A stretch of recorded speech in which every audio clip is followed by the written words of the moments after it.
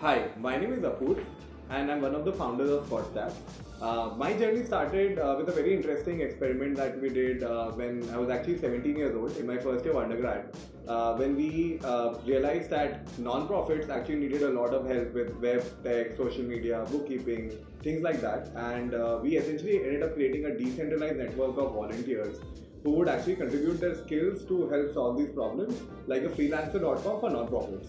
And that was a very interesting moment. I think I was far too young to even probably spell decentralization, but I ended up building as a venture, as a team, we ended up building the largest decentralized network for technical work and volunteers. So really got interested in future of work as a theme. One of the things that I was very excited about, similar to almost all of us, was smartphone and internet penetration, and that created lots of good opportunities for various use cases. But the thing I think that we were most keen about was that can you actually enable anyone, right? Like, so let's say if I'm in Bareilly, or if I'm in Tanjore, or if I'm in Guntur, or like any tier 2 city, Kashmir, I'm in a village, or in Bombay, right? Wherever I am, I could be a housewife, I could be a student, person, wherever, whosoever I am, right? The idea is that now everyone has a smartphone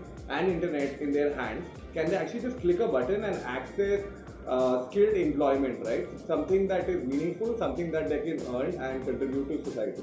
So that was a very simple hypothesis with which we started the company, and while, so this is basically, I was dreaming about all this while I was at 91 Springboard, and that's where I met Kanika. So I was employee number 1 at 91 Springboard. She was employee number 2 at 91 Springboard, basically. So I pitched her that this is an idea I'm working on, and she. So actually, Poon was validating two ideas. One of them was, investing in people like a stock market, and the other one was this. So I told him that, look, if you work on what Codestack is today, I'd like to invest, or I'd like to get involved. And I've studied law, and that's when I joined 91. So I basically started helping out a pool on like setting up a company, on all the agreements and things. And as I got more involved in, and then I think a lot of marketing also. So like I think you realized through the process that you have a keen kind of marketing eye, product eye also, and then. It was a mix. It was just like, this is fun at the time, and I was like, I want to do this full time. So, which was great because you became a co-founder, but that meant that no salaries for a long time. So while I was very happy we got the first co-founder, but we lost our first investor basically. I think the first version of Codestack was actually a WhatsApp group and an Excel sheet. Wherein we signed up, I think from Delhi University, just a whole bunch of kids, and we said, okay, we're going to give you tasks on this WhatsApp group. We realized that, okay, of course this company has to, technology has to be a huge core part of the company, of what we're trying to build, and then we ended up, in fact, I remember, I think one interesting thing we did was we wrote a blog. We wrote that, okay, this is what we're trying to build, and we are not completely stupid, because I know engineers okay, why should we come and build your dream? So we did mention that, okay, how have you validated the idea, and what are we looking for, and so we wrote a huge blog, and we posted everywhere possible, and that's when we met Vikas actually.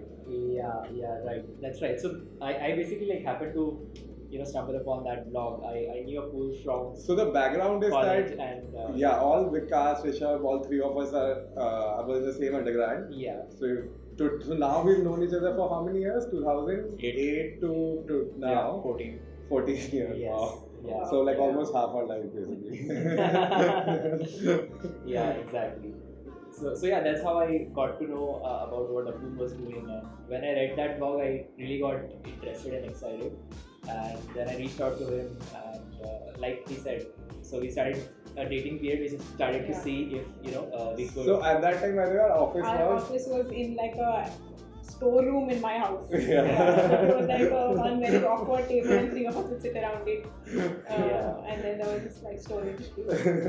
So essentially, like for me, culture was always important, right? So that's why I wanted to be sure that we are a fit in terms of our thinking and thought process. So I think most of my questions that I directed to Apu or Kanika were around those cultural values that I believe in. And that was what it was all about. And I think we then started working out of Kanika's house. And which is still a registered address, by the way. True. And then I think we did like a small hackathon where we worked for a few days together, started building the next prototype, right? And pretty quickly we were very sure that this was working out really well. I was very impressed with the depth with which they had already done the previous prototype, right?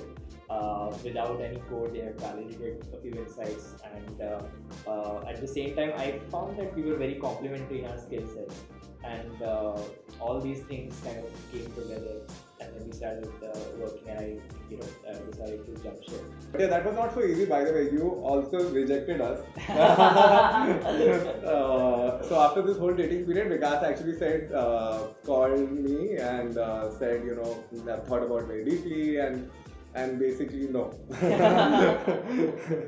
And then I think that was I think that was the most important sales pitch of my life. We hire more for the growth rate, right, versus the absolute value. So where you are today doesn't matter. Where will you be, tomorrow or a month later or a year later? Because the org has to grow exponentially. So I think that aspect, plus I think the aspect of Vikas really wanting to just being so obsessed about culture and being very complimentary in that cultural aspect, not just that he's an engineer and while Rishabh and I have engineering degrees, but I think we're more default engineers than real engineers. Rishabh and I happened to do startups, so we kind of knew each other always and respected each other, wanted to build with each other.